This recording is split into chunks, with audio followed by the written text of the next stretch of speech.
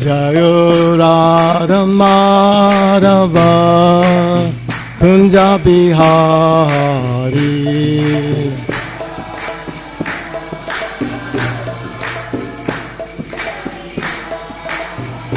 Jayo Radha Madhava Kunja Bihari.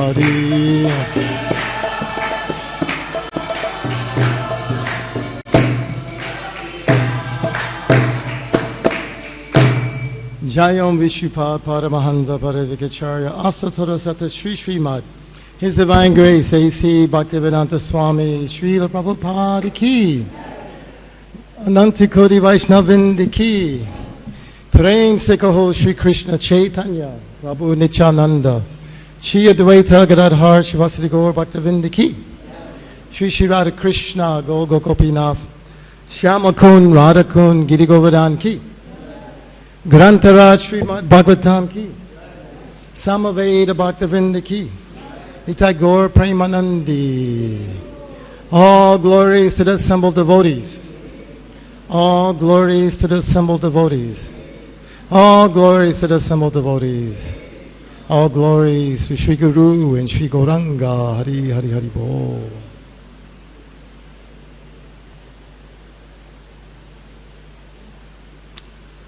Jagannath Adivas Snaniyata ceremony Ki. Difficult choice. Go for Jagannath Adivas or class. Even I started to go. So but I have to give the class today, so anyway. I spent 2-3 days trying to figure out what to say. I just couldn't come up with anything that's very organized, so you're going to have to tolerate today. Maybe there'll be 1-2 points that kind of enthuse you, but you know, sometimes you have speaker's block. So actually I thought that Janani Vasi I thought he was going to give, yesterday's class was going to be all Panihati, but he did the verse that I had been looking at. Oh man, now I got to switch. But these two verses are similar in point. So anyway, my name is Sikhi Mahiti Das. I think the last time I gave class, Prabhu was telling me, he says, oh, who was that Bengali who gave that class the other day? So I'm not from Bengal. I'm from USA, disciple of Srila Prabhupada. And anyway, joined 74. In those days, everybody sold books. I went to West Africa in the 80s. I was temple president in New Vrindavan for a couple of years, and also most recently in Philadelphia. So, married 34 years and kind of Vanapras at this stage. Been here in India for about a year, and I go back in July. So we have some other God brothers here too. We have Jiva Nath. See, I got it right this time. We were in Chicago. He's an old book distributor. Not like nowadays, you get to go out in your dhoti and people go, oh, you're a monk? Oh, I've heard of Bhagavad Gita. Did you ever meet anybody who said, I heard of Bhagavad Gita? I never met one person. You show them the book and they go, what is this? Then you freak, get out of here, you know. So you have to really kind of sell it gangster style. You know, give me a donation. Nobody ask you anything, okay. So kind of the pioneering days. And Jita Vrata. He's there, so we were the worker bees. You had the leader bees and the worker bees. So they've been asked to give class a number of times, but they're like, no, I don't want to give. We were never in that position to always give, you know. Some people had to lead and some people had to work, so you hear about all the leadership, you know, the Tamal Krishna Radha Damodar party. Well, there were some people who had to go out and sell the books. That's all these devotees. You know, sometimes you don't give them a lot of glory. You just give the leaders the glory. But somebody had to take that inspiration and go out there and fight with the police and fight with the karmis and, you know, just do it, right? So now we're all kind of older. They're retiring. They got the great fortune of being able to stay here in Mayapur. So please encourage them. I keep encouraging them. If they could speak sometime, it'd be nice. Would you all like to hear from them sometime? Yes. Say Haribo. Haribo. You got to do it? Okay. So anyway, I have big false ego, so I like to talk a lot. So it's easy for me. So today we'll be reading the 7th canto, chapter 14, text 13, Ideal Family Life. Om Namo Bhagavate Vasudevaya. Om Namo Bhagavate Vasudevaya. Om Namo Bhagavate Vasudevaya.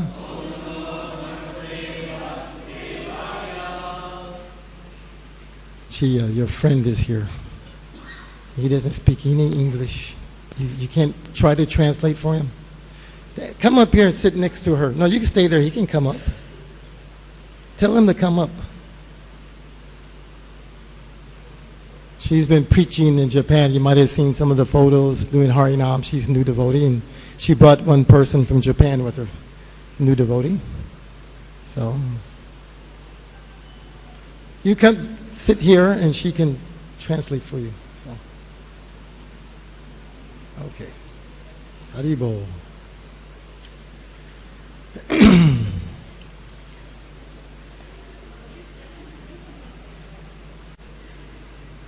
You do Chinese, she do Japanese. Okay. All right, everybody's covered. International Society for Krishna Consciousness, key.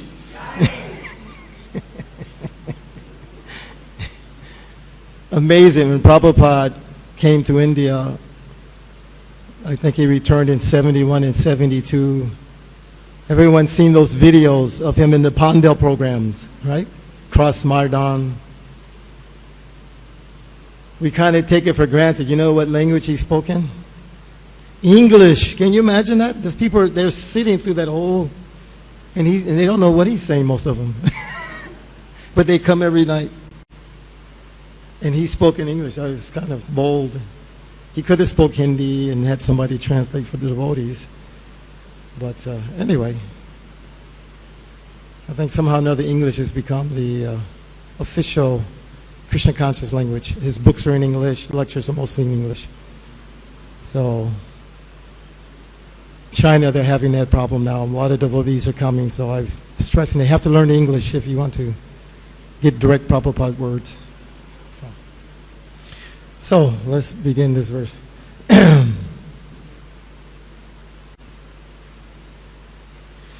Kirmi vid basaman nishtan. Let me start it. Kirmi vid basma nishtantam.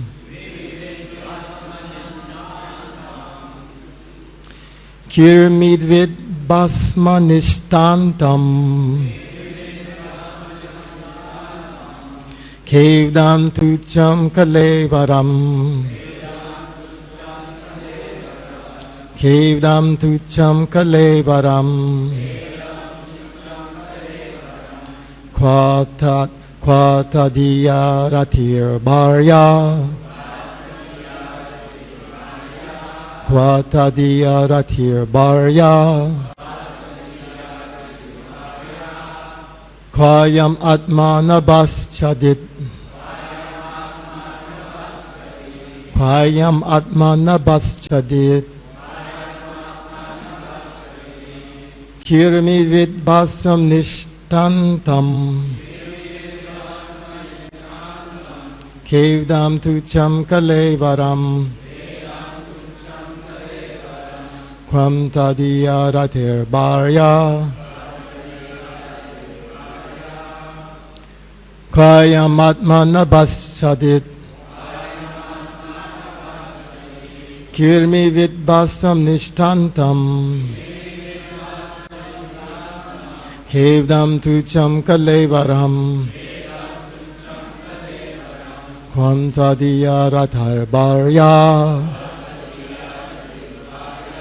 Kayam atmanda baschadit. Gentlemen.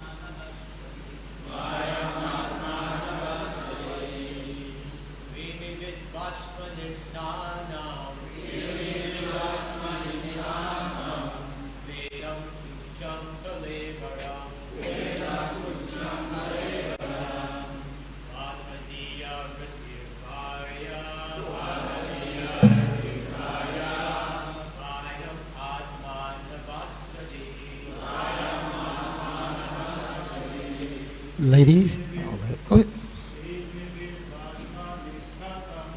Hear me vid basam nishtantam Kedam tucham kalevaram Katvadiya rati barya Kayama navaschadit. Ladies, hear me vid basam nishtantam Kedam tucham kalevaram Katvadiya rati barya Kayamadmana baschari. And the other ladies?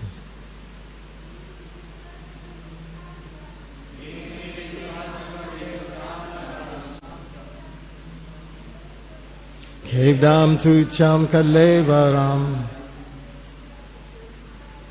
Katvadiya rati barya Kayamadmana baschari. About one. Oh, yeah. Kirmi vid basam nishtantam Kedam tucham kalevaram Kvatadiya rati barya Kavyam atmanabas. Kirmi, insects and germs. Vit, stool. Basma, ashes. Nishta, attachment. Antam, at the end. Qua, what is. Idam, this body. Tucham, very insignificant. Kalevaram, material tabernacle. Qua, what is that? Tadiyarati, attraction for that body. Bharya, wife. Qua ayam, what is the value of this body? Atma, the Supreme Soul. Nabachadi, all pervading like the sky. Translation. Through proper deliberation, one should give up attraction to his wife's body, or the wife should give up the attraction to her husband's body, that will ultimately be transformed into small insects, stool, ashes. Don't sound so nice anymore, huh? What is the value of this insignificant body? How much greater is the Supreme Being, who is all-pervading like the sky? Purport by His Divine Grace, A.C. Bhaktivedanta Swami, Srila Prabhupada Ki. Here also, the same point is stressed. One should give up attachment for his wife, or in other words, for sex life. I have to make a comment here, otherwise I'll forget. There was a letter by Prabhupada to one of the devotees, and he was telling him he should not see his wife as a lust-fulfilling machine. Same thing for the women, for the men, you know.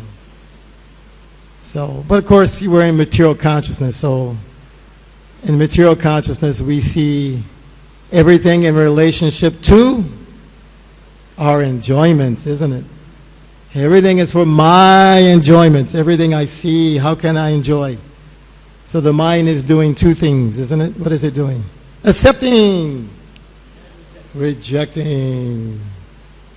Because we think it's all mine. So this verse is talking about that. So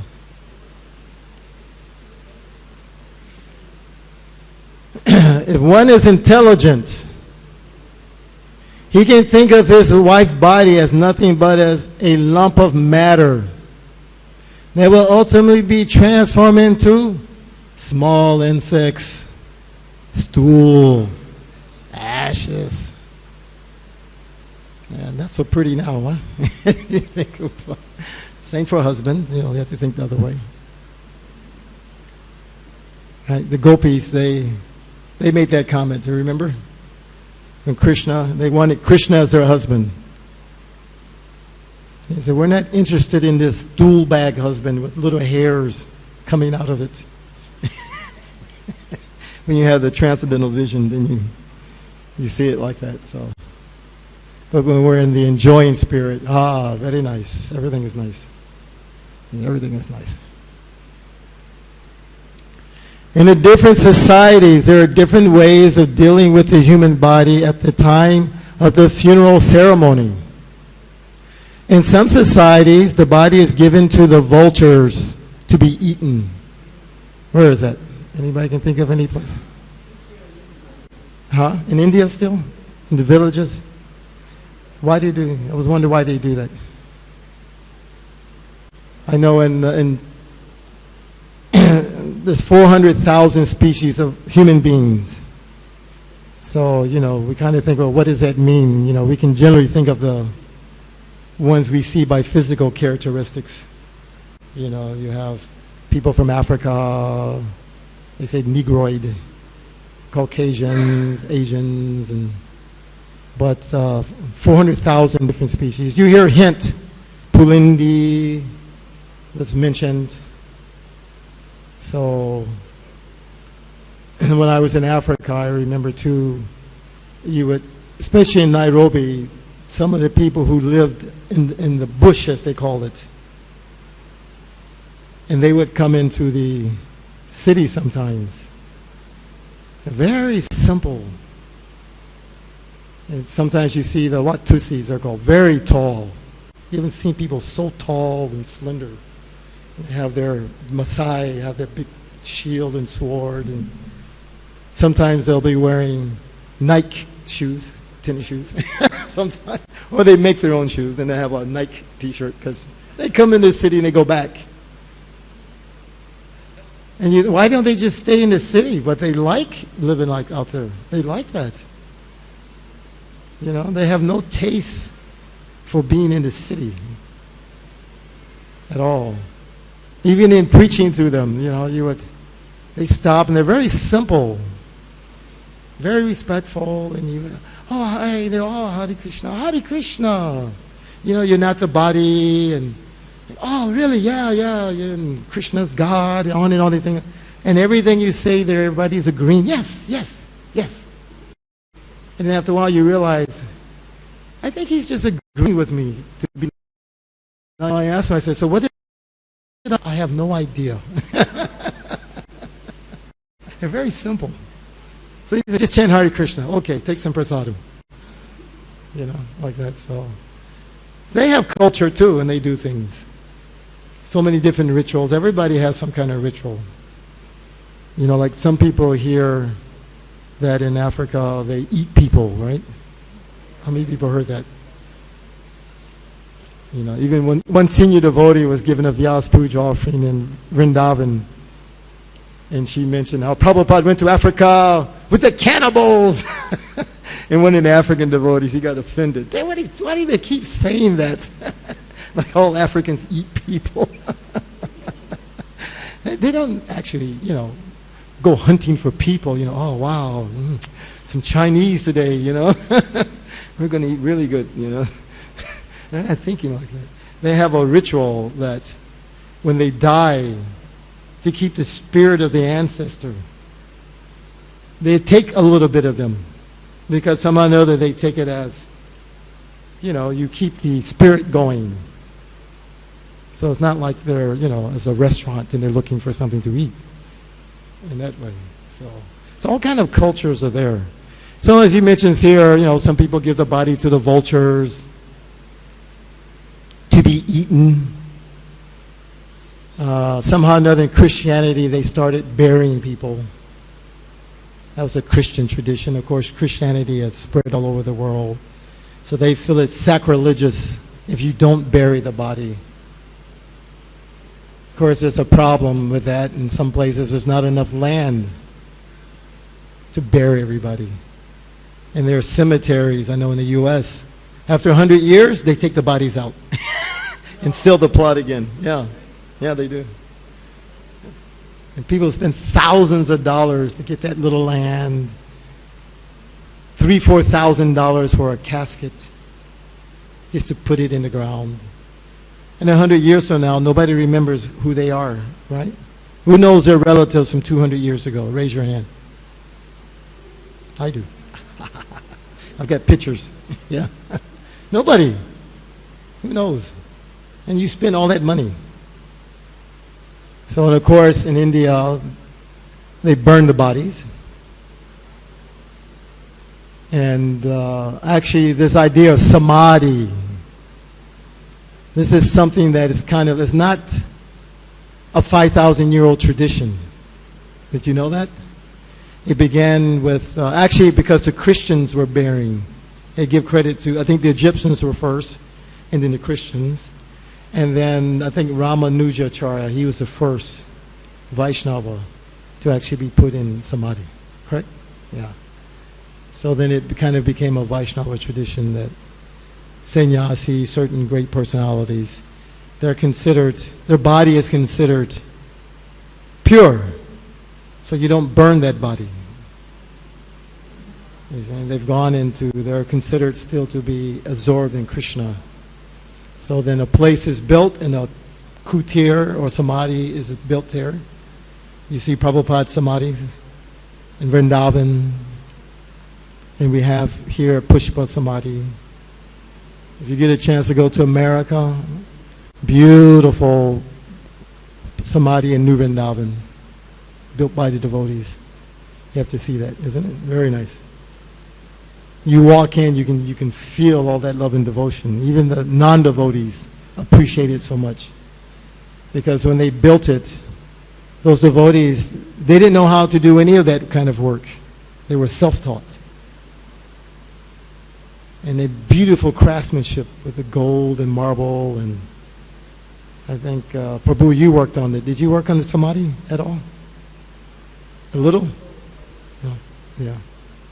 So you get a chance to see that. You can go Thompson Square Park, 2nd Avenue. You can take the train, go to Pittsburgh, come to New Vrindavan. Take the train, you can go to Gita Nagari. Actually, the train goes to Gita Nagari, 30 minutes away. Prabhupada visited there. So nice little American pilgrimage. So.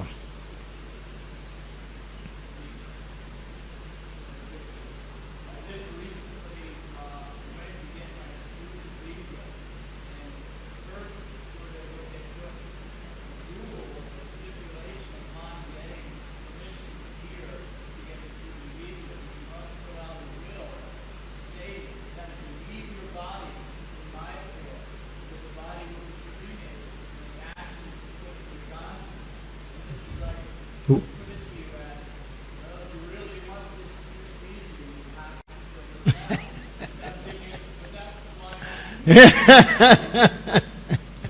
What Prabhu was saying for the people online. If you plan to come to Mayapur and you're fortunate enough to get that 5-year visa, there's the first stipulation is you have to check that I allow my body to be cremated in a holy dham and my ashes put in the Ganges. You know? So, of course, it's all the legal reasons. I've seen devotees in America who parents were Christians and they died kind of unexpectedly. And in America, the legal right goes to the wife. If you don't have wife, then the family members. They get control of your body.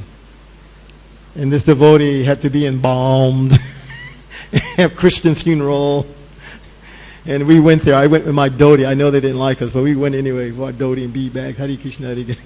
And they were so upset that, we converted their son to this irreligious act. And they're doing the whole Christian funeral on his body. They wouldn't even let us speak. They wouldn't even let us talk. So, anyway, make sure you mark all your wheels. So otherwise, you don't know the havoc that's even amongst devotees. The family members fight, what to do. So I think of amongst the sannyasis and GBCs, gurus, they make them fill that out. When Jayapataka had his stroke, you don't realize the fight that went on in the background. Because everybody loves, you know how to love.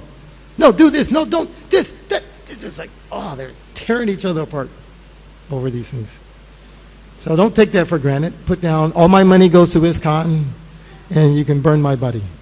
Very important. Otherwise, all your money is going to be spent on hamburgers and hot dogs and all those things. So you mark that, please. Very important. And get it signed by a witness. So they can't contest your will.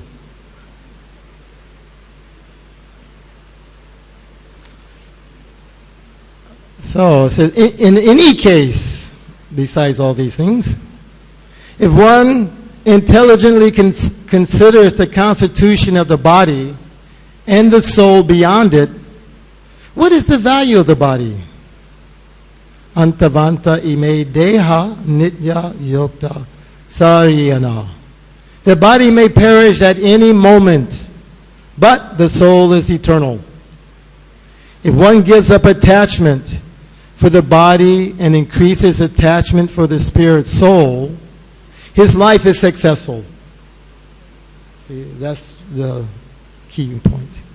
It is merely a matter of deliberation.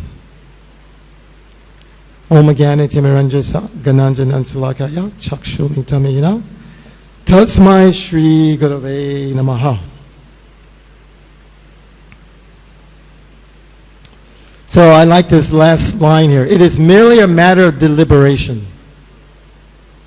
He didn't say it's a matter of mercy from Krishna. It's a matter of studying all the Vedas. But to be aware of what is happening. Krishna gives hint of that in the beginning of this conversation with Arjuna. After Arjuna finally admits, I'm bewildered. I don't know what to do. I'm just suffering. And he realizes, but you, Krishna, you know what to do. So I surrender to you. So he chastises him right away just to make sure he's humble. You're a fool, lamenting over these things. What is wrong with you? And then he tells him, that's a verse everyone knows, Dehi nosmen yata dehe komaran yovananjara tata dehantara praptitir diras tatra namuyuti. Let me find that verse. That last line is actually probably, to me, the most important line there. Of course, he's talking about how we're not the body in these things, but if you look at the translation, the word for word, it says, Dira, the sober. Tatra, thereupon. Na, never. Muyate, is deluded. You see? A sober person is never deluded. So what is sobriety? Again, to not be intoxicated. Of course, we associate sobriety with being full of alcohol and all these other things. So many of us have that experience. When you're intoxicated, you think you're strong, handsome, and so many things, right? Everybody likes me. I can drive a car 200 miles an hour. Right? Similarly, when we're not intoxicated in that way, we're still intoxicated with what? All the things that are coming in our heart. From the beginning of your birth, desire is forced upon you. Isn't it? I want this, I don't want this, I like this, give me that. And you run after it. It's described like the animals who were in the desert. Anyone ever been in the desert with the sand? Or maybe you've been on a very hot street where there's pavement and it's very hot. If you look in the horizon, you see what looks like water. Everyone had that experience? And it looks just like water. So the animals, being less intelligent, are dying of thirst. And like, oh, there's water. And they start walking toward it. But you never reach the end. And they die like that. So similarly, all these desires, apuriyamana machaya pratishtiham, samujama papa vishantayad, they're flowing through us. Isn't it? You feel it. Oh, yes. Longing. I want it. I want it. I can taste it. I must have it. Intoxicated. An intelligent person should think, wait a minute. I can't afford to have these things. You see, that's marketing, very expert. What's the latest iPad coming out now? iPad 8? iPhone 8? Oh, yeah. You see, every year some new iPhone, iPad comes out, isn't it? And they spend a whole year leaking the information. New features. New features. It's going to be so much easier. You're going to enjoy so much. Look at the color and the shape. So wonderful. You start making that desire. Yes, I have to have it. You make your plans. I don't have enough money to have it. What am I going to do? What am I going to do? Okay. You see? Suffering. If you're intelligent, you should think, why am I desiring this at all? Give up the desire. Just give it up. But nobody thinks that. Yeah. In the 70s, we didn't have all these rickshaws, electric rickshaw, motor rickshaw. People use the animals for transporting everything. So I don't know, has anyone ever seen the donkey pulling those big loads? How many people have seen that? Yeah, beast of burden. I remember seeing the little legs in it, like look, and huge, either on the back or on the big wagon, and they're just, you want to cry for that. And then sometimes they take a little stick with a carrot and put it in front of them. Just one more step, one more step, one more step. See, we're like that. Or grass, probably grass is there. And he's thinking, no. Hey, grass is everywhere. It's all around you. Why are you working like this? One kick from that donkey, that man is finished. Don't get behind the donkey. If he kick you, I tell you, it's... And one of the demons of Krishna like that, they Nakasura. He was an ass demon. Sometimes I used to think about past, why would he take a form of an ass? He could be a tiger, right? So many ferocious, wonderful beasts. But he becomes an ass.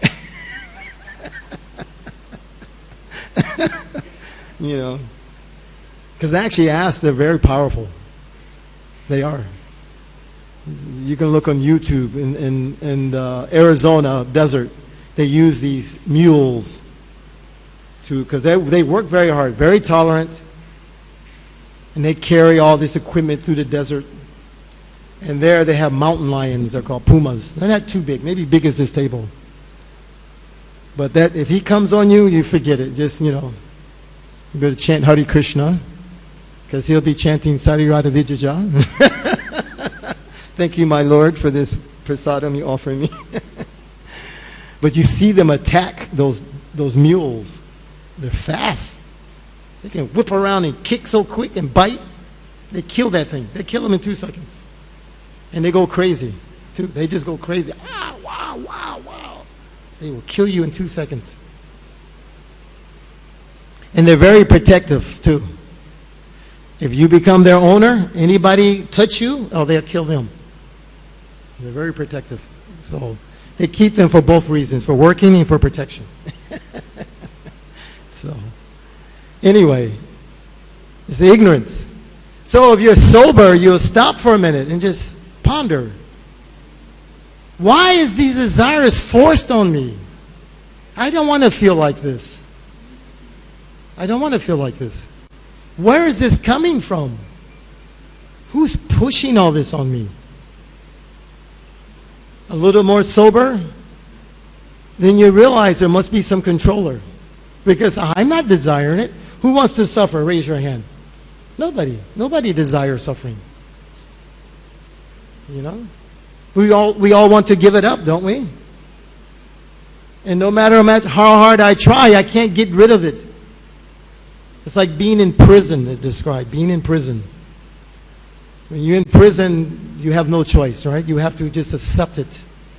You're at the mercy of the prison warden. Right? You eat like this. You sleep at this time. You break those rocks. Why am I breaking rocks? Did anybody ask you why? Do it. They put you in solitary confinement. You're at complete mercy. So, and of course, Krishna mentions there the obvious fact. I must not be this body. That is science. You just have to look and you'll see. The body is changing all the time. But I'm not changing. So, I must not be this body. Now, who am I? That's another matter. Who is controlling? That's another matter altogether, too. So that knowledge has to be given to us. And when we are sincere and truly frustrated, it says materially exhausted, then Krishna arranges for the living entity to come in contact with the pure devotee. And then now you're ready.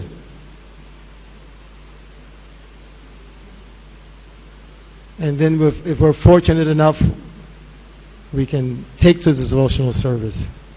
So this lesson is given today about seeing the beautiful body as we see. Everyone is bewildered by beauty, isn't it? And what is that beauty? Maybe it's a millimeter on the outside. It's in the skin. What is maybe 1 millimeter, and you rip it off. Who cares for it? Nobody will please. Right? I have a sister who is a nurse, and she is describing to me she worked in a hospital in the center of the city. So they would see all the violence, the crimes, and I don't know why, but she worked in what they call the intensive care unit. That means the most horrific traumas. And on the full moon night, you see the most, she would say. And you see a lot of suicides. People attempting suicide. Just so you know, most people attempt suicide, it doesn't work. They think, I take a gun and I shoot myself. You have to shoot yourself in the right part, or you don't die. And like some people put the gun like this, and when you pull the trigger, it moves. And they just shoot their jaw off. Now they have to live like that, no jaw.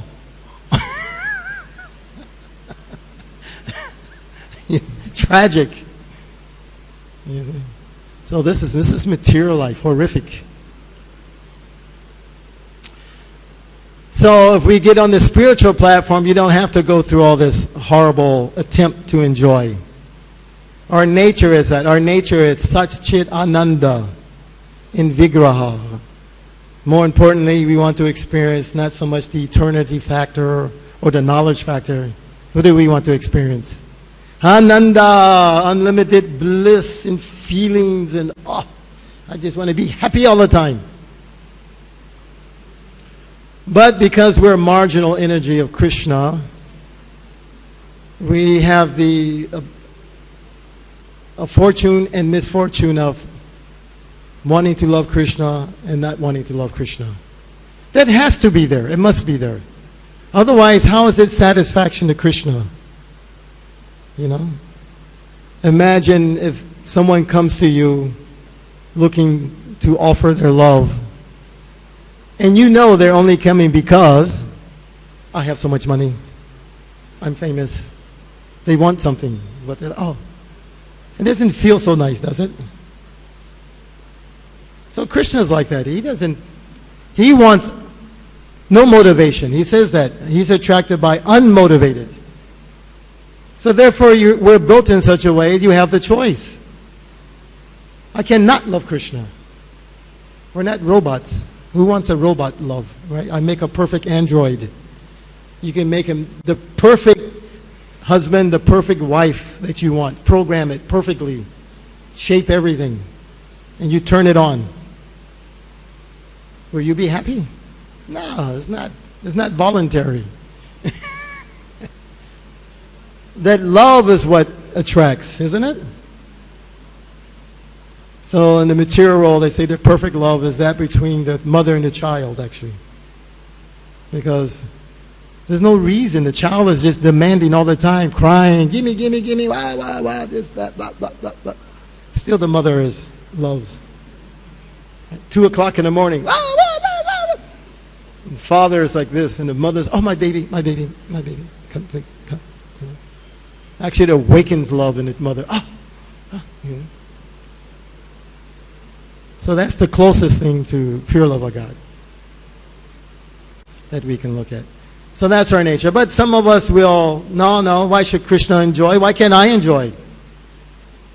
What is the harm? I want to be the Lord of all I survey. So he makes an arrangement. Prakriti kriya manani guna karmani savarjaha. Ahankara. He gives you this false ego. You are the doer. You are the Lord of all you survey. Even though it's only for 100 years. That's okay.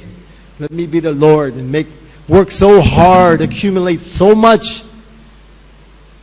And then when you die, nobody remembers. You walk right past all those things.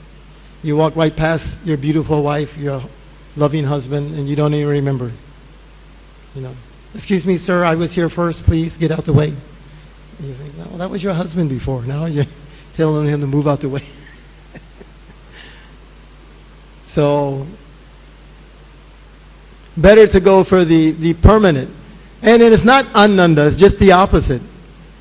For every little bit of enjoyment that you want to experience outside of Krishna, please realize there's going to be 10 to 100 times of suffering that comes with that also.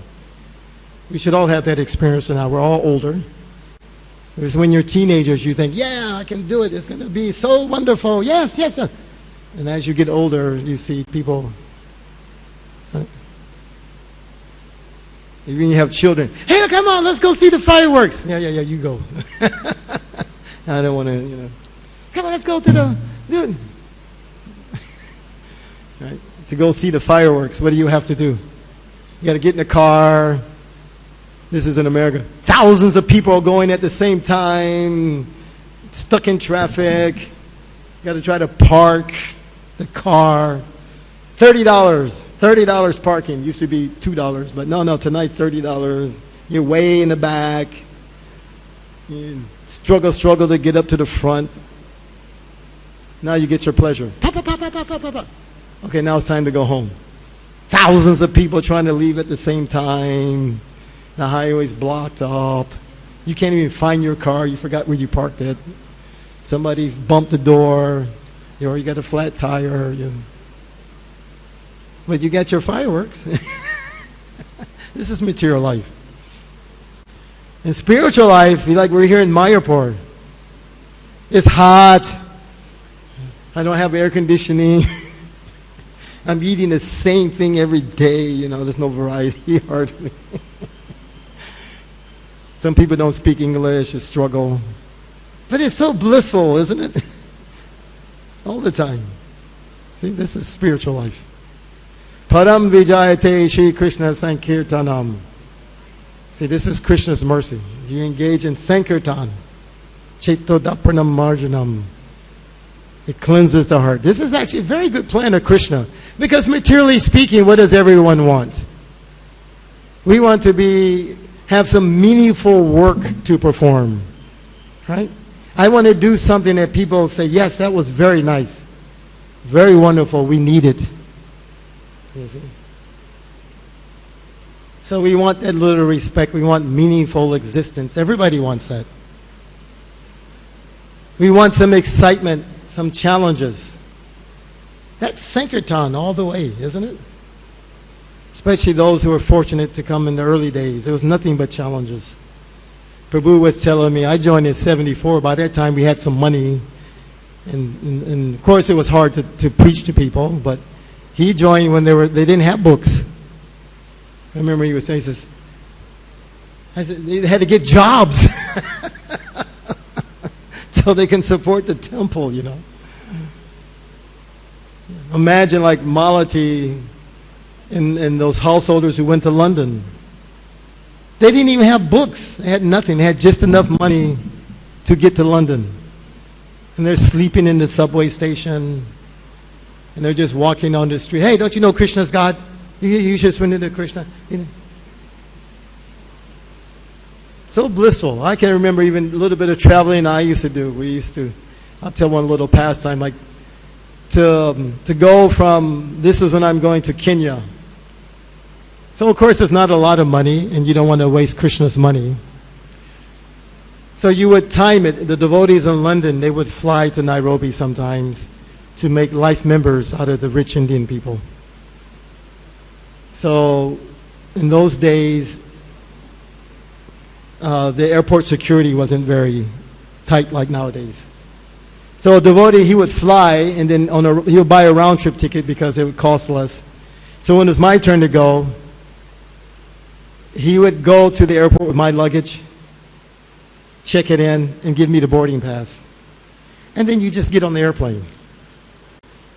But that day, they decided they're going to start checking IDs with boarding passes. Can you imagine? I couldn't believe it. I'm walking up and I see them checking IDs. Like, oh, what am I going to do? I'm just waiting. I wait to the very last minute, and they're like, last call to get on the plane. Last call. So then I run up and I give them the boarding pass and my ID. This isn't you. I said, it's okay. Don't worry. The manager at the ticket counter said it's okay. And somehow or another, I heard his name. I knew his name. I said, call Mr. Such and Such. I'm just making it up as I go along. I don't know what he's going to say. But I said, call Mr. Such and Such. He said it's okay. Get the phone. They get the phone. They call him. He's not there. Krishna's mercy. He's not there. They said, we're not letting you on. I go, fine. Take my luggage off the plane. Take it off. So I go, fine. Get on the plane. They let me on the plane. I'm like, all right, see all this adventure. Anyway, the plane doesn't go to Nairobi. It lands in Uganda. And they make us get off the plane to change planes. Now I'm in Uganda. And now you're with the military police, these African military. They don't play. You see them. And I try the same thing. So they take me to the big guy behind the desk. And I give him the same line. Oh, no, it's okay. It's okay. Mr. Such and Such said it's okay. He's looking at me. Call him. So they pick up the phone. He's not there. He's just looking at me. I'm not letting you on the plane. I'm like, oh, man, I couldn't believe it. I said, all my luggage is there, this and that. He says, you're not getting on the airplane. You're staying here. So then I'm thinking, in those days, we would travel with American Express traveler's checks. Did you ever do that? Yeah, but they weren't, American Express had this policy. If you lose the traveler's checks, they give you the money back. So you would buy like $2,000 in traveler's checks, and then you tell them you lost it, and they give you the money back. But you just use that money for showing the checks so you can get through because if you go into a country, they wouldn't let you in unless you had money and all these things. They wouldn't let you in, so you show these things so you can get in. And I had a credit card, and it wasn't any good either, but to show. So I said, listen, can I pay with a credit card? I didn't say traveler's check because I knew they wouldn't work. And in those days, they were just starting to use credit cards. He says, we don't take credit cards. I said, can I pay in Nairobi? I said, you take my credit card, you take my passport, and you give it to the pilot. And I'll pay when we land in Nairobi. He says, okay, you can do that. So I get on the airplane, and even that's adventurous. And there's this going, African airplane. So they had this curtain that divides half the airplane. I go, what the heck's behind there? All of a sudden the curtain opens up, chickens, and animals. They put all the cargo up onto the top too. Anyway, we land in Nairobi, and I'm walking with the pilot to go pay for this ticket. And I know the credit card is no good. I go, man, what am I going to do? What am I going to do? So they're trying to use it. It's not working. I said, you're doing something wrong. You're doing something wrong. Man, you don't know what to do. It's not working. You're doing it all wrong. Go. They just let me go.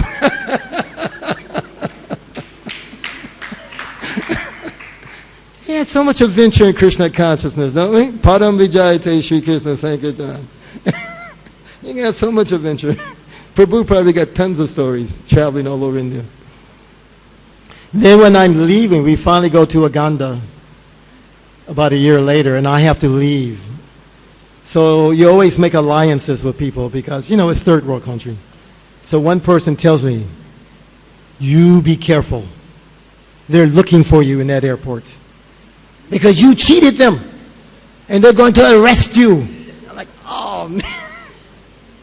So I'm in the airport. I'm hiding everywhere. I'm staying in the bathroom a long time, because I don't want them to catch me. And I wait, last call to get on the airplane. Last call. And I run out and I jump on the airplane. Thank you. So I don't get arrested. And get put in prison in Uganda, Who knows what it would have been like. So this is Krishna consciousness.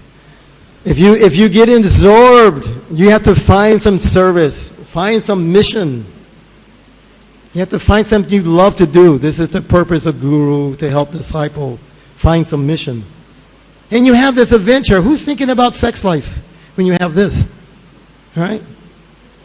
But if you're just sitting around chanting Hare Krishna, reading the books, fasting all day, then you know what's going to happen? Unless you're a niche sitter, sex life is going to come in your mind. It's going to come in your mind. I need a house, I need this, I need that, because I'm bored. I need so many things. So you have to let Guru push you. Like Prabhupada was like that. Imagine Malaji just had a child. He didn't tell them, now you go take care of your wife and get a job and raise your child. Hey, we want to go to London to meet the Beatles. Very good, go. What Guru would tell a householder couple with a 3-month-old baby to go to London with no money? Who does such a thing? Only Prabhupada. Yes, go. No, most Indian swamis, you make your husband happy, you take care of your wife, make sure you follow Ekadasis, give some money to the temple. Boring, isn't it? Boring. Better to be out there risking your life, going to jail for Krishna. Like these devotees in the airport. Every day you go, you don't know who's going to beat you up, isn't it? Hi, where you flying in from? They throw a punch, you got to dodge it. Whoa. Okay, let's go to the next person. Or even Mataji was traveling with us on South India. She was getting bored. I don't want to dance. I don't like dancing. She was telling me. I said, well, come sell books with me. I don't speak Hindi. I don't speak Tamil. You don't have to. You're Chinese. Everybody's going to like you. Just show them the book, and then you just take the money and you show them the money. And sure enough, isn't it?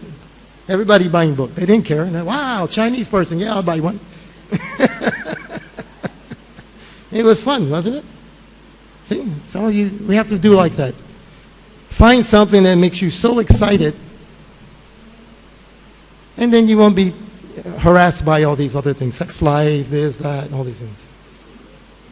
So, we'll stop on that high note. Any comments or questions? Anyone at all? Let me go ahead first. Mm-hmm.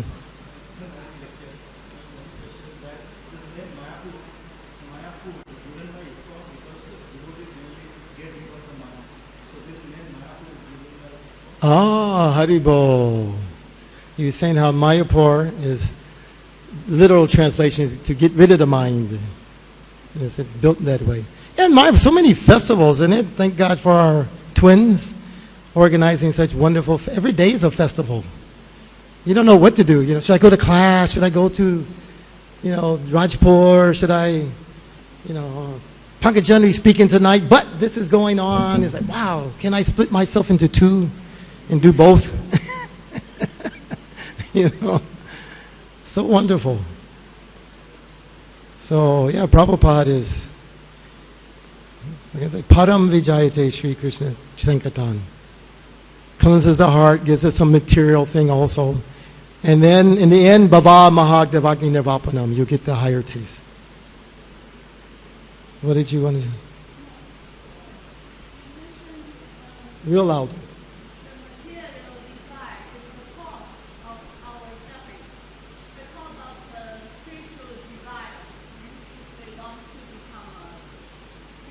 Yeah. Well, ultimately, we're the cause of it because you can choose. It's your choice. Here's material, here's spiritual. Now, which one do you want? Depends. If I want to enjoy, then I go for the material. And if I want to not enjoy, make Krishna happy, you go for the spiritual. So we're transitioning. It takes time to transition to the spiritual side again.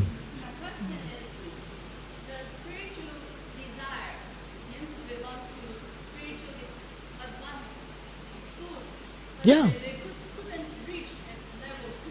Yeah. You have to be patient. That's all we can do. It doesn't happen overnight. What can you do? Oh, it's a nice verse. Let me read that verse. Lord Brahma made a prayer about that. I saved that.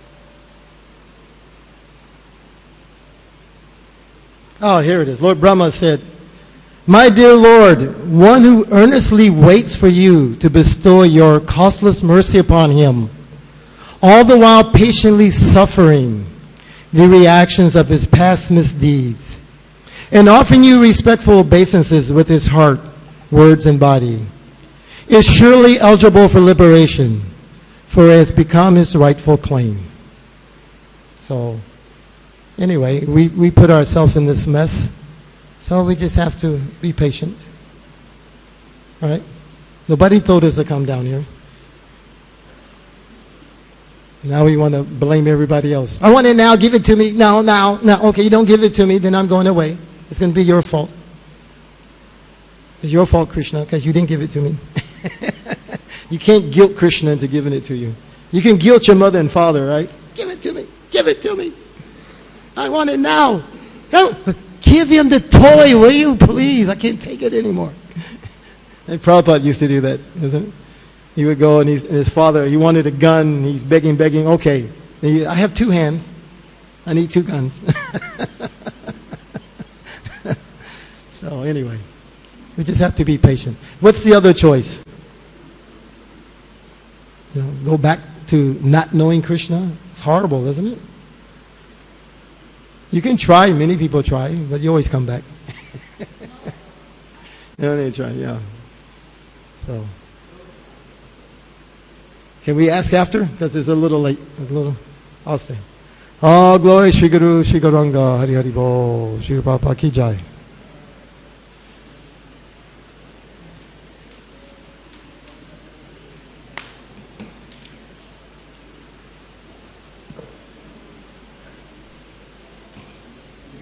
Hari Bol.